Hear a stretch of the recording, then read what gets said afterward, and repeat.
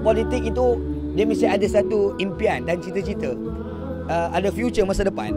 Dan bila kita nak melakukan perubahan future masa depan yang lebih baik, kita tak nafikan dia mesti ada tentangan-tentangan. Antara tentangan-tentangan itu, orang akan bermain dengan apa yang dikatakan sebagai sentimen. Sentimen yang dimainkan, contoh di Malaysia pada hari ini kita nampak yang paling besar dua. Yang pertamanya adalah perkauman bangsa, yang keduanya dari sudut agama. Kalau dalam isu bangsa sebagai contoh, kita akan dapat lihat bagaimana isu yang berkait dengan Melayu. Isu Melayu yang dipermainkan, iaitu diorang pamerkan macam mana kononnya orang bukan Islam untuk menguasai, orang Cina menguasai orang Melayu. Padahal kalau kita tengok dalam kerangka bilangan kerusi yang dipertandingkan, sebenarnya BN dengan PR itu, bilangan kerusi daripada pihak PR itu lagi banyak daripada BN sebenarnya, kerusi parlimen.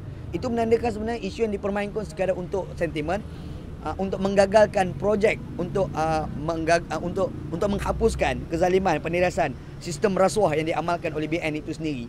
Dan kita tak nafikan antara isu yang dimainkan adalah isu agama.